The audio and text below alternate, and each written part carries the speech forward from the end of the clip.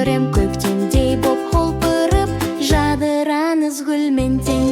Үйреттіңіз әріпті, үйреттіңіз әнді де, жүрегіңіз нәзік қой, сыйлайтұғын тәрбие. 8-ші наурызда шаттық толсын көңілге, бақытты боп жүріңіз бұл ғажайып өмірде. Ертек айтып бересіз, қызықтарға батырып, ойыншықпен ойнаймыз, достыққа бізді шақырып.